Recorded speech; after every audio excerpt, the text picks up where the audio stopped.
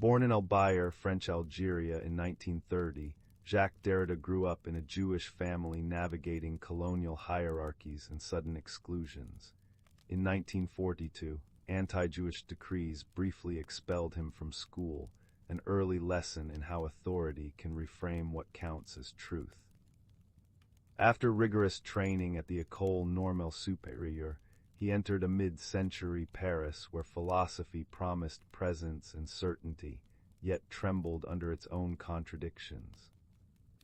Derrida would revolutionize the humanities by exposing those fractures at the level of language itself. He was not merely a critic, he transformed how meaning, truth, and authority are produced. Why does a word mean what it does? Where does meaning reside, speaker, text, or context? Can any concept stand outside the play of interpretation? What power hides in tidy oppositions like speech/writing, nature/culture, male/female? How do margins quietly govern the center? What makes Derrida unique is his demonstration that meaning depends on differences and deferrals rather than any stable essence.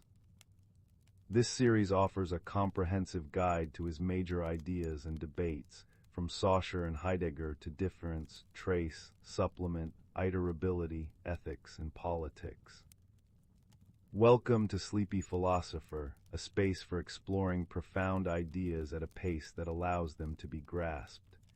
If this approach resonates, consider subscribing and share where you're listening from in the comments. Deconstruction begins here with the foundation that unsettled an entire intellectual century. Deconstruction represents Derrida's decisive intervention, a rigorous method of reading that reveals the hidden assumptions and hierarchical oppositions through which texts, philosophical, literary, legal, or everyday, produce authority. Emerging from close engagements with Ferdinand de Saussure's linguistics and Martin Heidegger's critique of metaphysics, it challenges the expectation that language transparently delivers thought, arguing instead that meaning is structurally unstable and contestable. The stakes are high. If meaning is never fully present, then interpretation is not an afterthought but the very medium of understanding. At its core, deconstruction is not destruction but analysis. It investigates how texts rely on binary oppositions and privileged terms while disavowing what enables them to function. Saussure showed that a sign's value arises from differences among signs rather than from any inherent bond between signifier and signified.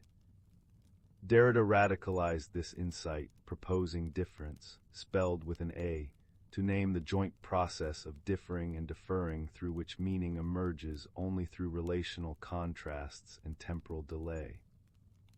Heidegger's critique of the Metaphysics of Presence further underwrites the point. Claims to immediate presence conceal historical, linguistic, and conceptual mediations. Terms like logocentrism indicate the traditional privileging of speech, origin, and unity, while trace names the residual imprint of what a text excludes yet cannot fully abandon. Deconstruction maps these dependencies with exacting care. Operationally, a deconstructive reading proceeds by locating a guiding opposition, identifying which side is valorized, and then demonstrating how the subordinated term is necessary for the dominant term's coherence.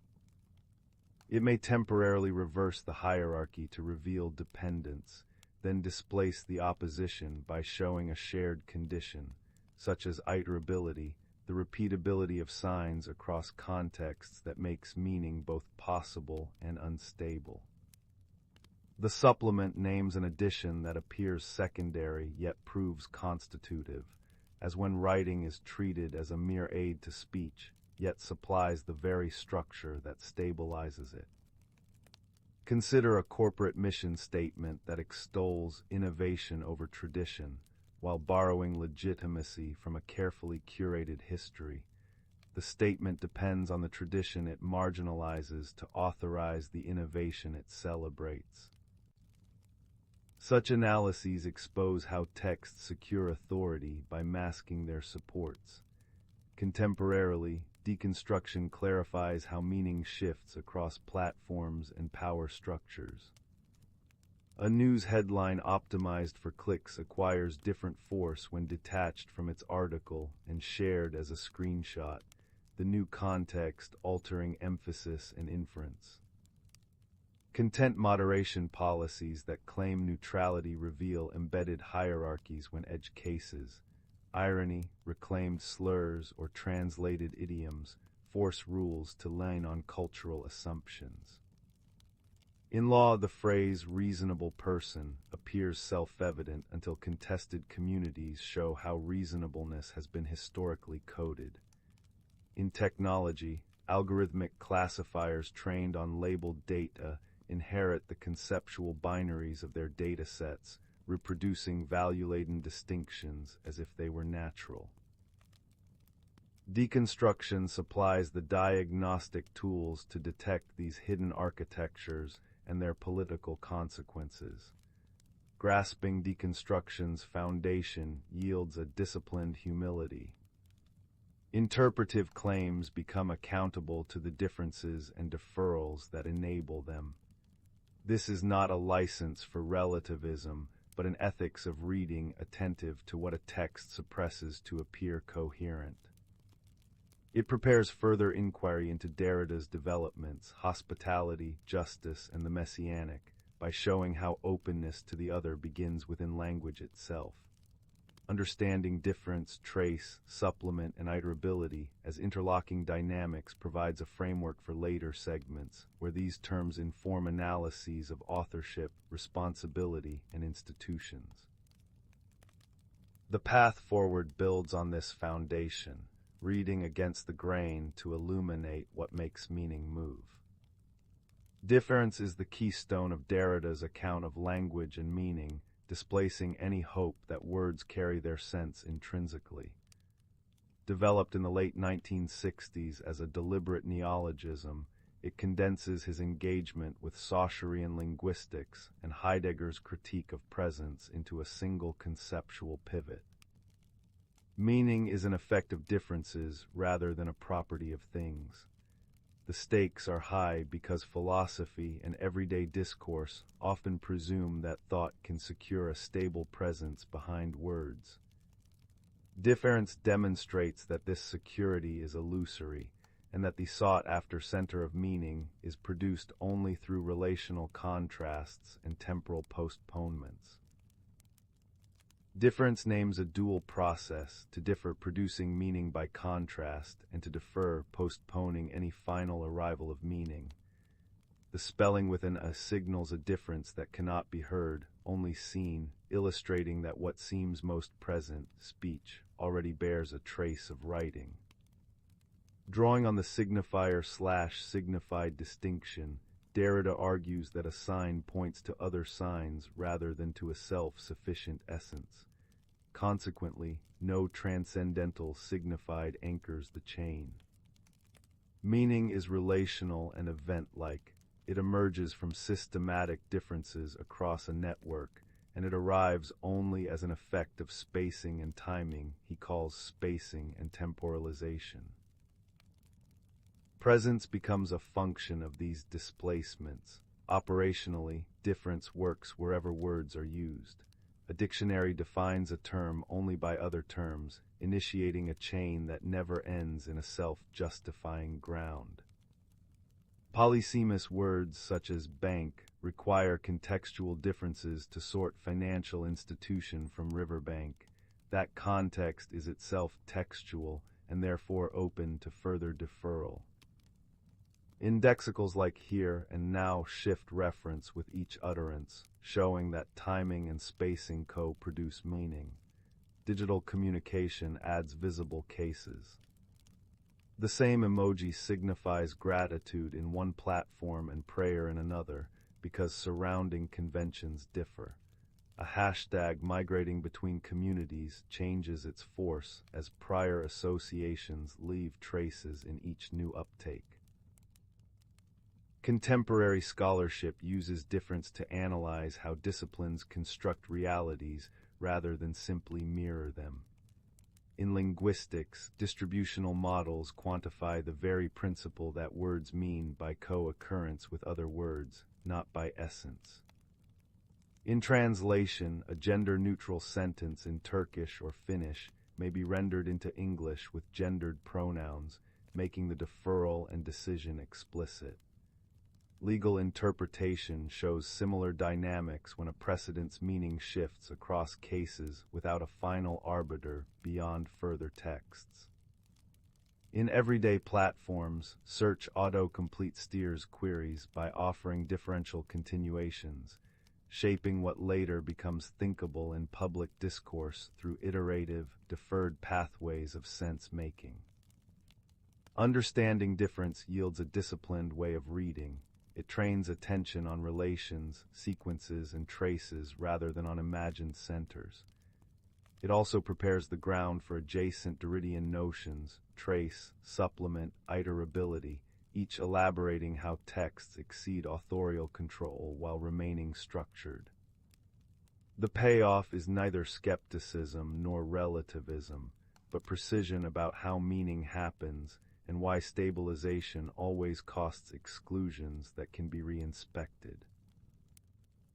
With this in view, further analysis of writing, inscription, and inherited binaries can proceed without nostalgia for presence, and with sharper insight into how concepts live, travel, and transform across contexts. The critique of the metaphysics of presence stands at the center of Derrida's challenge to Western thought, exposing a deep assumption that meaning must be immediately available, self-identical, and transparently present to consciousness.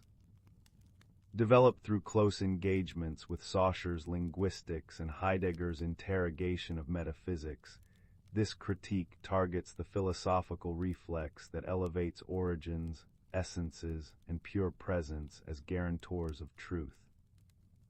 By questioning this reflex, Derrida reframes how texts, concepts, and institutions claim authority, showing that any appeal to immediacy already depends on mediations it pretends to transcend. The stakes are epistemic and ethical. Certainty, legitimacy, and even responsibility are reconfigured.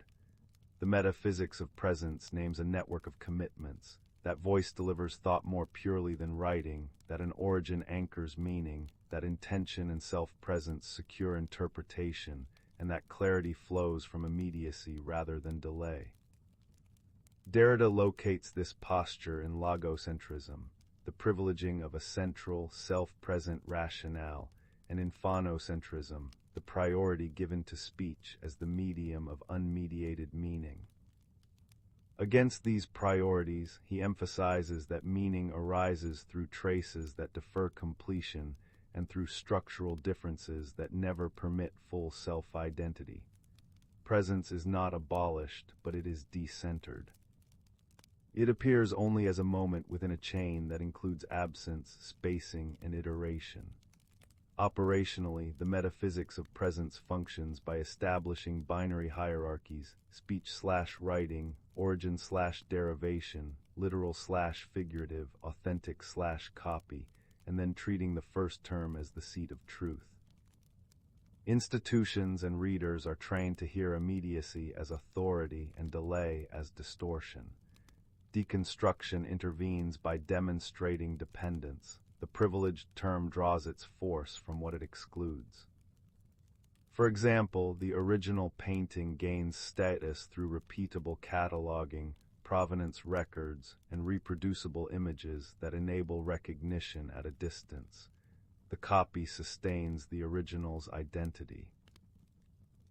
Likewise, the typing indicator or read receipt in messaging platforms performs presence by managing absence, coordinating expectation through temporal deferrals.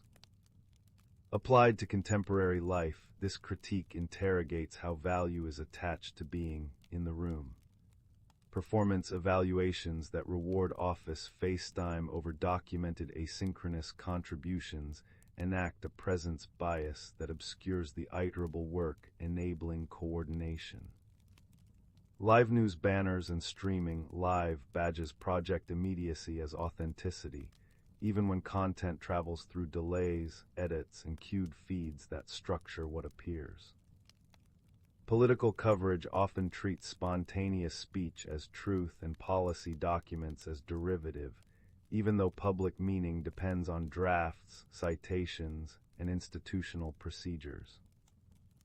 Blockchain proofs and digital certificates promise undeniable presence of ownership, yet their authority still relies on distributed records, protocols, and verifications that operate through absence. The integrative insight is that meaning, authority, and identity stabilize only through iterable structures that defer any final presence, a finding that aligns with the earlier account of difference without repeating it. Recognizing this shifts philosophical attention from fixed centers to the conditions of repeatability that enable understanding, responsibility, and critique. It also widens ethical horizons. Accountability becomes a matter of tracking mediations rather than appealing to self-evidence. This reorientation prepares further analysis of how supplement, trace, and iterability unsettle binary hierarchies while furnishing more precise tools for reading texts, institutions, and technologies. Binary oppositions stand at the center of Derrida's diagnosis of how meaning is organized and policed. They are the quiet architecture through which traditions privilege one term while relegating its partner to a derivative status. Developed in critical dialogue with structural linguistics and the metaphysics of presence, his focus on binaries reveals that apparent clarity is often the product of hidden hierarchies. Speech over writing, reason over emotion, mind over body, each pair appears natural because history has sedimented preference into grammar and habit. Deconstruction exposes that such pairs are interdependent and that neither pole can contain the full play of meaning it claims to command. This recognition sets the stage for a more exacting analysis of textual and social order. A binary opposition is a conceptual pair organized by asymmetry. One term functions as the norm, the other as the marked deviation. Structuralist thought showed that differences constitute meaning, yet Derrida argues that these differences are arranged hierarchically, stabilizing authority under the guise of neutrality. The unmarked term such as rational, male, or original appears self-evident, while its counterpart, emotional, female, copy seems derivative. The hierarchy is not merely semantic. It anchors evaluative judgments and institutional practices. Drawing on difference and the trace, Derrida shows that the privileged term depends on what it excludes for its identity, carrying the mark of its other internally, even while disavowing it. The structure is thus self-undermining precisely where it appears most secure. Operationally, binary oppositions work through normalization, coding, and repetition.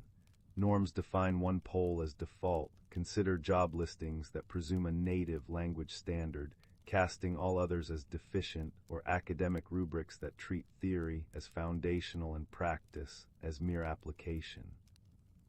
Bureaucratic forms harden the division by forcing categorical choices, medical intake sheets that allow only male/female, or employment systems that recognize only employee/contractor, thereby erasing gradients that actual cases exhibit.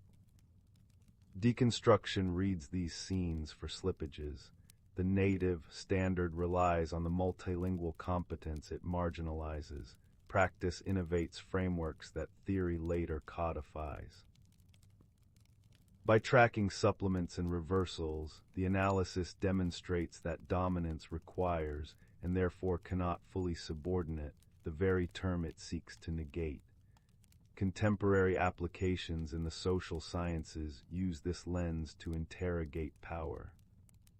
Gender studies challenge rigid sex binaries by documenting intersex bodies and non-binary identities that institutional categories misrecognize.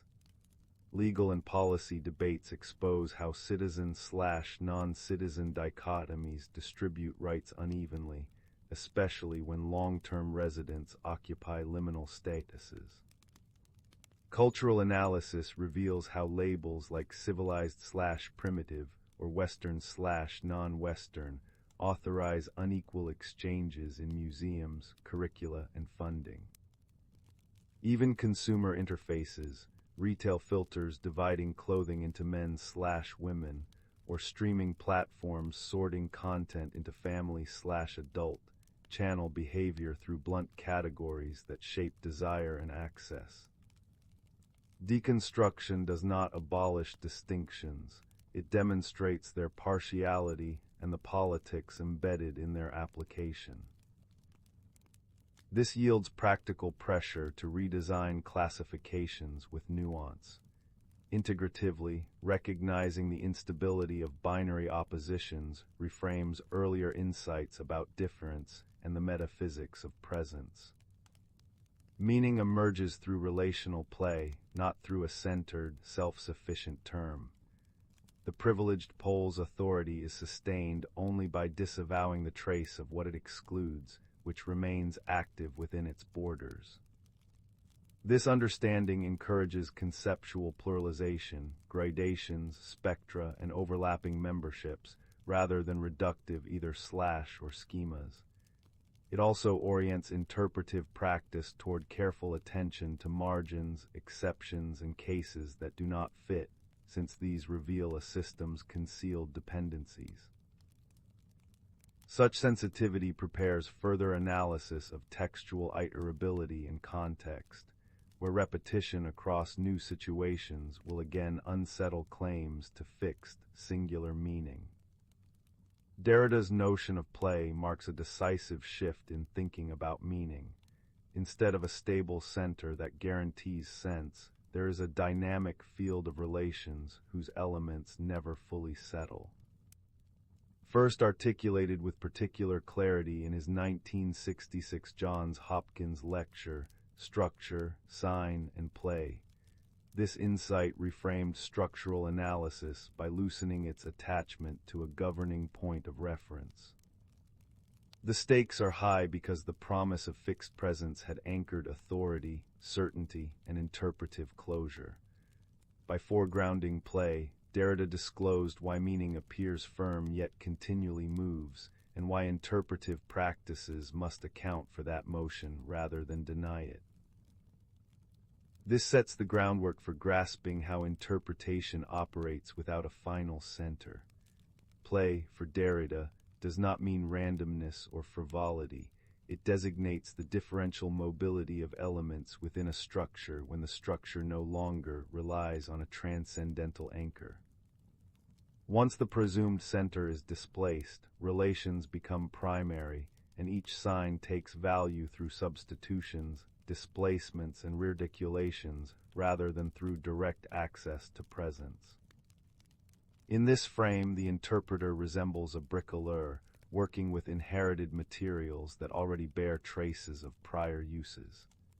Theoretical terms such as trace and difference indicate that meaning arises from spacing and temporal deferral, so that any unit carries the imprint of what it is not and what it has been. Play names this regulated, non-final circulation of sense within a system that never fully closes. Operationally, play appears wherever definitions depend on shifting criteria and contextual decisions rather than immutable essences. A sign functions by iterability. It can be repeated across contexts, yet each iteration modifies force and sense. Hence, classificatory borders wobble under new articulations. When the International Astronomical Union revised the criteria for planet in 2006, the meaning of the term changed not by discovering a timeless essence, but by renegotiating relational rules within a disciplinary discourse. Food labeling offers another illustration. whether milk includes plant-based products varies by jurisdiction, revealing how legal and commercial contexts redirect semantic force. Such cases show play as a structured variability, not chaos, governed by conventions that remain open to revision. Contemporary life makes this mobility vivid.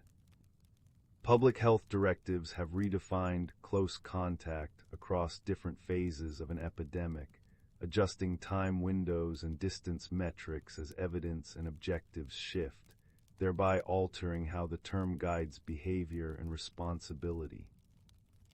Diagnostic manuals consolidate diverse conditions under evolving umbrellas, as with spectrum classifications, changing access to care and identity language. Corporate policies brand hybrid work while silently recalibrating expectations across teams so that the same phrase signals distinct obligations in different offices. Geopolitical renamings, Kyiv rather than Kiev, reinscribe historical and ethical alignments into cartographic interfaces, search results, and institutional style guides. In each instance, meaning plays through citation, uptake, and policy, rather than residing in a pre-given core. Recognizing play has integrative implications for interpretation, design, and ethics. It encourages reading practices that track relations, thresholds, and revisions, rather than hunting for definitive centers, thereby resisting dogmatism while enabling accountable judgment. It also connects to earlier critiques of presence and rigid binaries by explaining, at a systemic level, why centers are attractive yet unstable. They interrupt play rhetorically but cannot halt it. Institutions that document version histories, articulate criteria, and expose decision trails cultivate responsible openness, acknowledging movement without collapsing into arbitrariness. In Derrida's picture, attending to play refines rigor. It asks interpretations to justify themselves within a living network of differences and traces.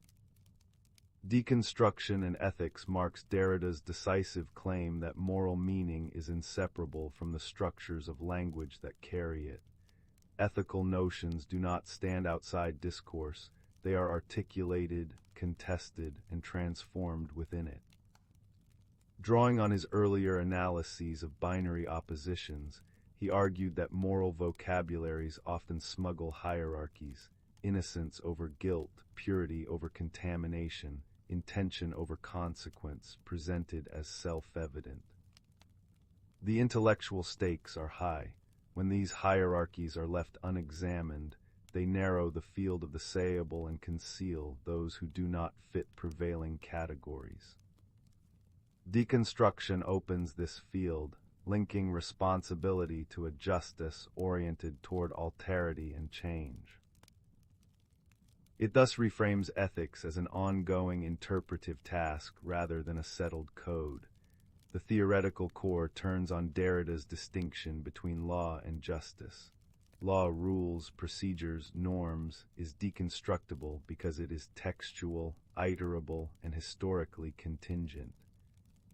It depends on prior interpretations and institutional forces. Justice, by contrast, names an undeconstructible demand that exceeds any determinate rule, calling for responsiveness to the singular other. This produces what he called an aporia. Every responsible decision must be both rule-informed and rule-breaking, faithful to precedent yet inventive enough to address the irreducible particularity of the case. Influenced by Levinas, Derrida analyzes ethical motifs, hospitality, forgiveness, the gift, as internally divided between conditional, codified forms and unconditional ideals that can never be fully present. Ethical life unfolds within this tension rather than resolving it. Operationally, deconstruction examines how ethical terms function by tracking their exclusions, dependencies, and slippages. A concept such as responsibility appears stable until an analysis shows its reliance on oppositions like agent/patient or public/private, which under pressure displace meaning across contexts. Decisions then emerge as events of iterability. One repeats a rule, but each application alters it, leaving a trace of the singular case within the norm. The mechanism is visible whenever adjudication cites precedent yet subtly revises its scope. Consider safety protocols for autonomous vehicles. The algorithm operationalizes rules about harm minimization, but unexpected configurations. A wheelchair user pushing a stroller at night force a reweighting that no prior code perfectly anticipates. Contemporary debates make this framework practical. In data ethics, informed consent screens presume a stable subject and a clear boundary around personal information. Cross-jurisdictional health apps complicate this, as menstrual tracking data move between legal regimes with conflicting definitions of harm, protection, and legitimate interest.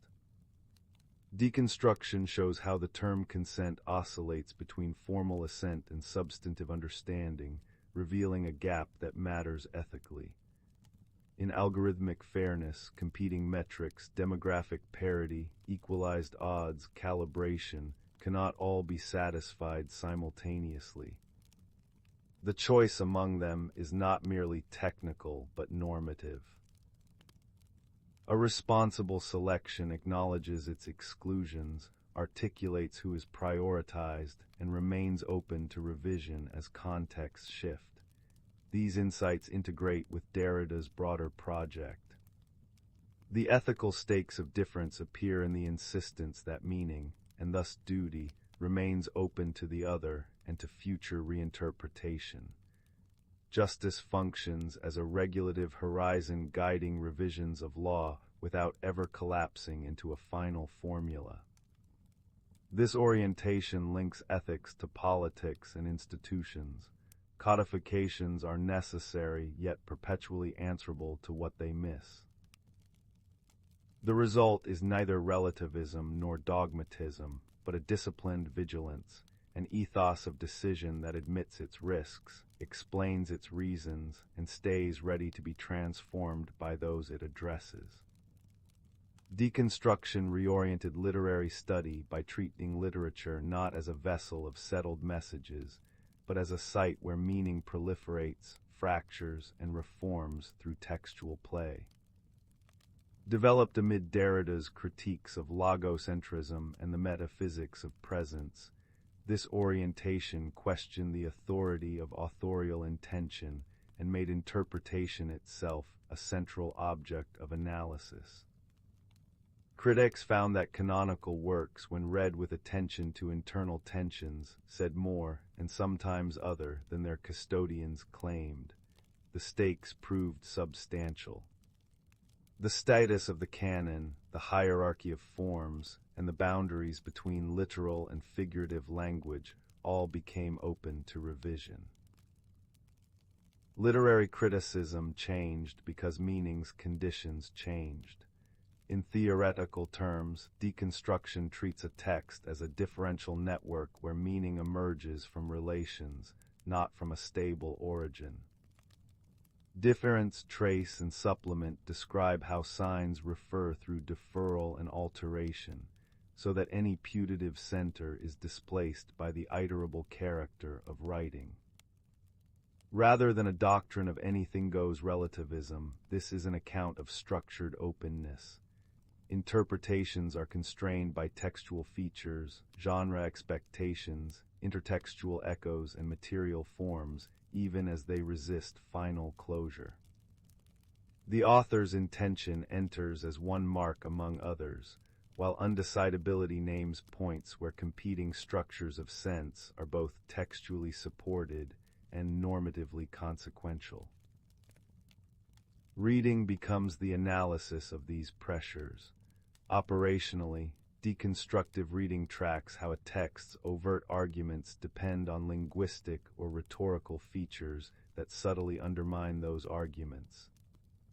A binary such as literal/figurative or center/margin is located, its hierarchy is described, then passages are shown where the subordinate term becomes the condition of possibility for the dominant. Metaphor, catachresis, and paranomasia are examined not as ornaments but as engines of thought. Paratexts, titles, prefaces, epigraphs, and editorial variants are scrutinized for how framing governs meaning, yet cannot fully control it. Consider a novel that proclaims transparency while relying on an unreliable narrator, or a sonnet that denounces ambiguity while hinging its turn on an equivocal word. Such moments display the text undoing itself. The analysis documents that undoing. Contemporarily, this approach informs both criticism and creation. Digital editions foreground iterability by enabling side-by-side collation of variants, making visible the traces of composition that disturb singular meaning. Fan fiction and derivative works expose how texts live through repetition with difference, redistributing authority from author to interpretive communities. Prize-winning novels that braid memoir, criticism, and archival fragments exploit genre instability to question who speaks and on whose behalf. Translation debates over rendering charged terms in new historical vocabularies reveal how ethical stakes travel with lexical choices. In classrooms and public forums, the canon is reread through attention to race, gender, and empire, where deconstruction clarifies how exclusions are textual effects before they are curricular ones. Such practices extend the field of legitimate reading. Integratively, literary deconstruction models a discipline of responsibility to the otherness within the text, to the residues of what is excluded, and to the consequences of interpretive decisions.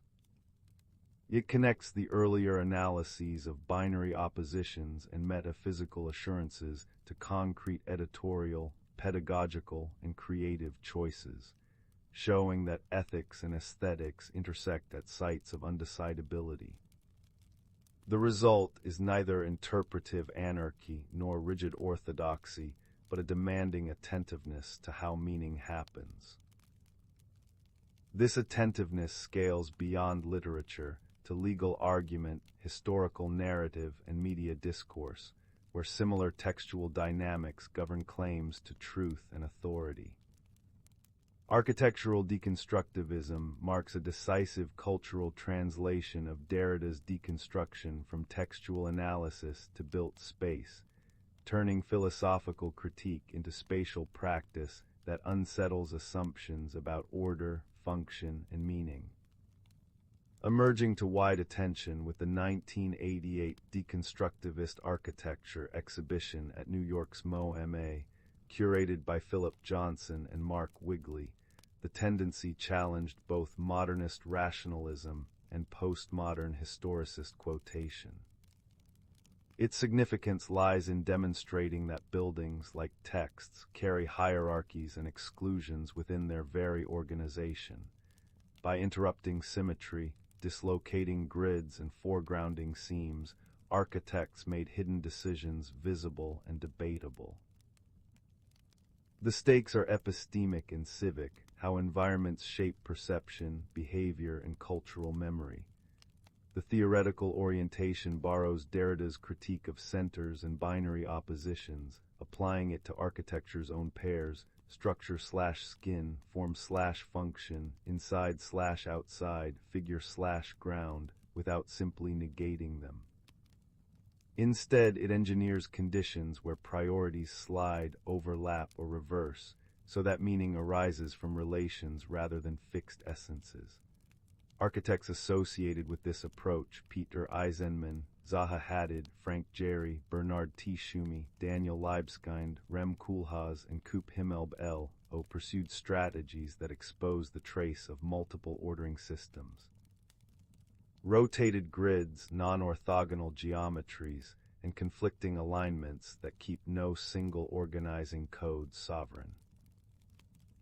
The building becomes a legible artifact whose intelligibility is produced through differential cues, joints, cuts, voids, and directional fields, rather than through a single centered narrative. Operationally, deconstructivism works by superimposition, displacement, and controlled collision of systems. Eisenman's Wexner Center famously overlays the city's historical grid with the campus grid, generating columns that stop short or continue past expected points, making the frame's authority questionable yet palpable. Zaha Hadid's vitrifier station uses oblique planes to mobilize movement, converting walls into vectors that refuse static enclosure. Jerry's Bilbao Guggenheim distorts the building's envelope so the skin reads as a shifting field rather than a uniform mask, while Liebeskind's Jewish Museum Berlin employs cuts and voids to spatialize interrupted histories. These mechanisms invite active navigation. Roots multiply, edges speak, and perception must reconcile conflicting signals in real time. Contemporary practice extends these insights with digital modeling and fabrication that enable exactingly irregular forms and meticulous articulation of seams. Cultural buildings, museums, libraries, performance venues often adopt fractured circulation and layered envelopes to signal that knowledge and memory are contested rather than inert. The Seattle Central Library's stacked, skewed platforms, for instance, stages reading as movement across programs rather than a fixed hierarchy of rooms. Corporate research hubs and university innovation centers increasingly use offset grids and nonlinear atria to cultivate encounters across disciplines, while memorial architectures, from Berlin to New York, use voids and slippages to materialize absence. Critiques about cost, legibility, and accessibility press the approach to balance provocation with clarity, thermal performance, and inclusive wayfinding.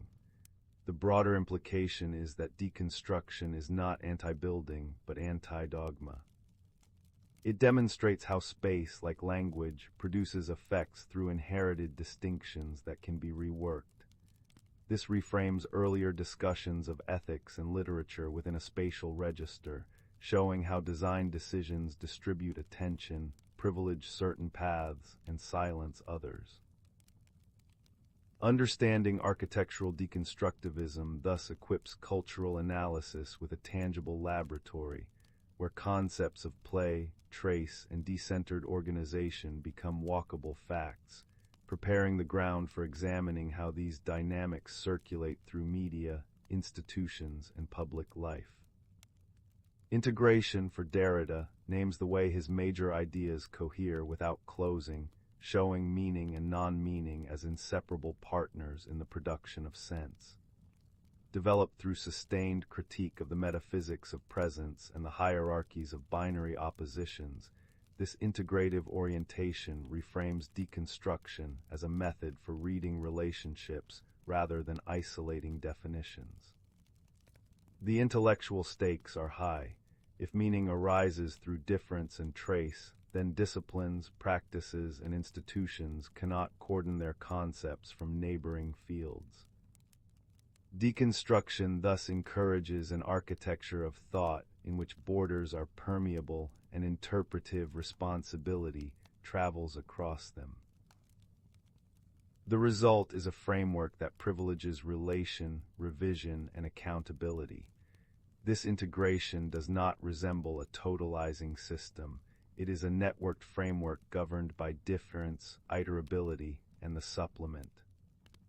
Difference ensures that every term gains sense through temporal deferral and relational spacing, while iterability explains how signs can repeat only by varying across contexts.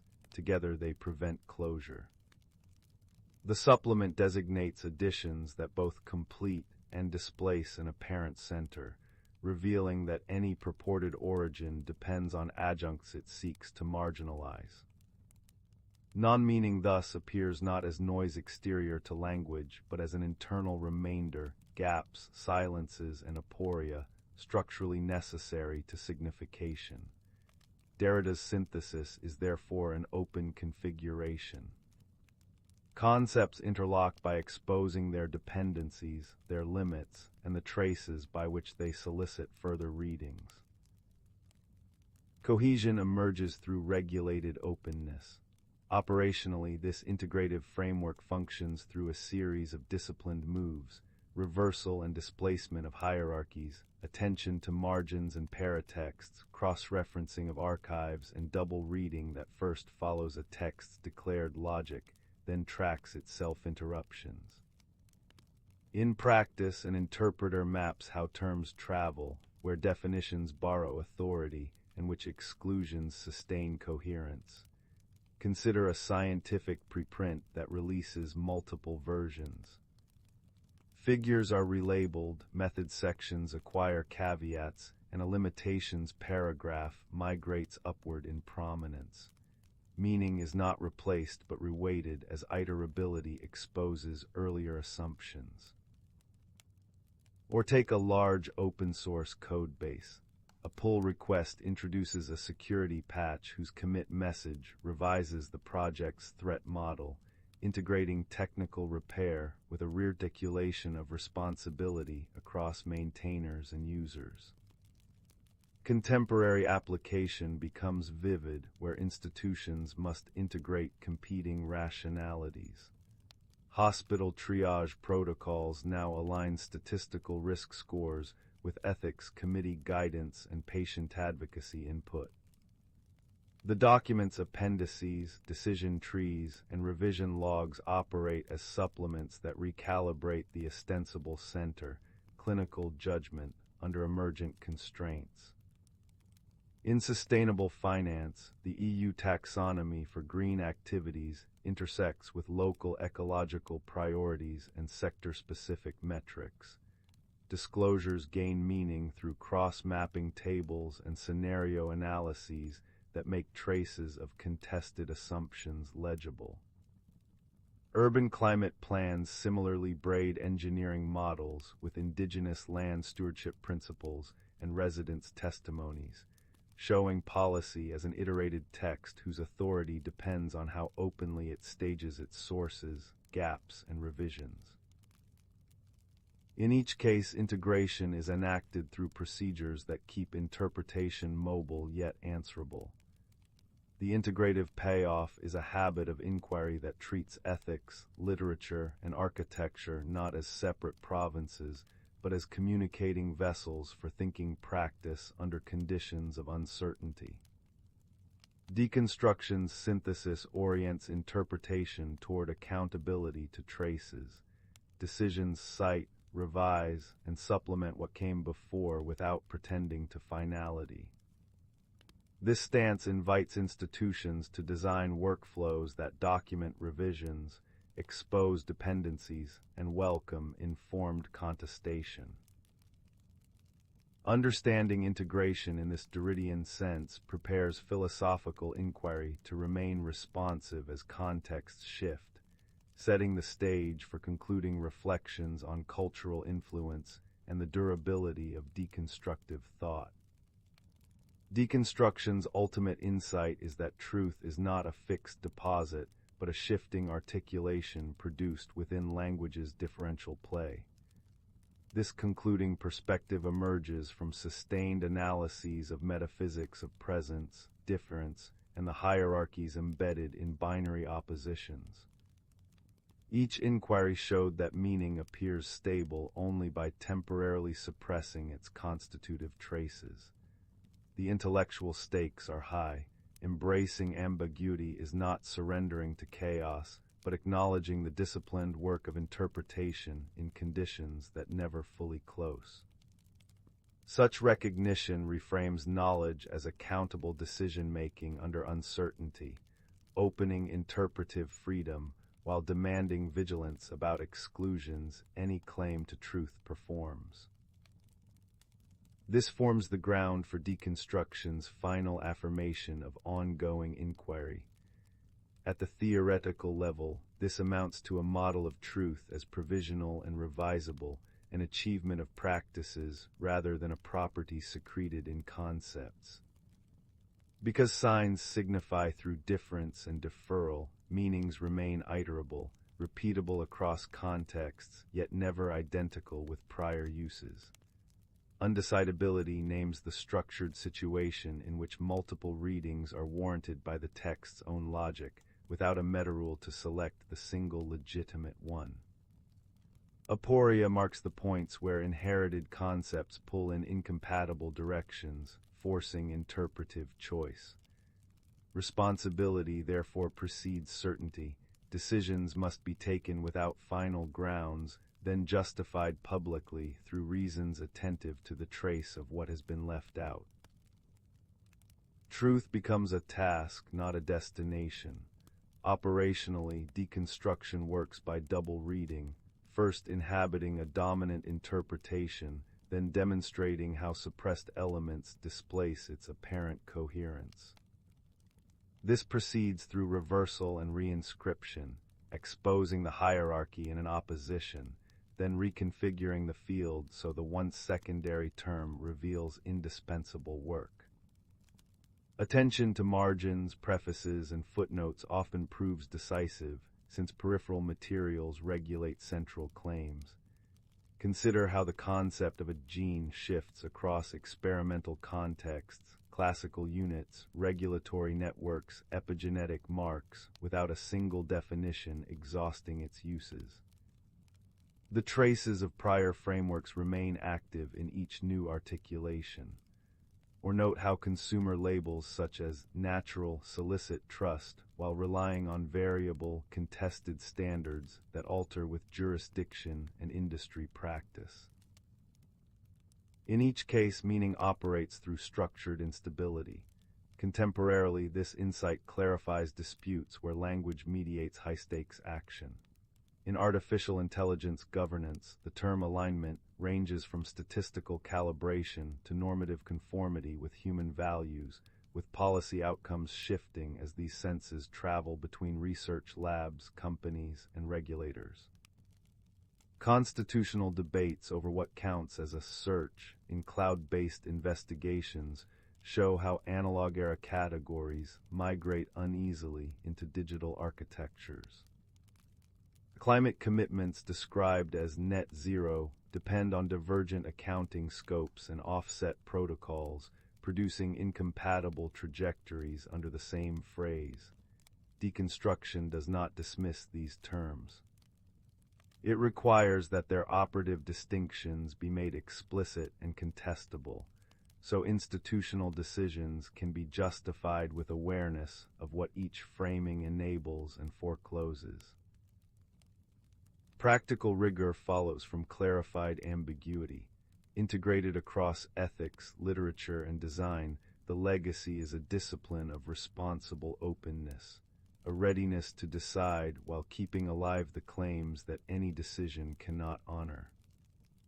As emphasized in ethical reflections on justice to come, the point is not relativism, but sustained responsiveness to those excluded by prevailing interpretations. Literary analysis exhibits this as plural pathways of meaning that remain accountable to textual constraints. Architectural experiments model it through spaces that permit multiple, legitimate navigations. Deconstruction thus culminates in an invitation to continued thought. Questions lead the journey, interpretations remain revisable, and truth appears as the durable effect of rigorously argued, publicly answerable choices. The end is a practiced readiness for beginnings.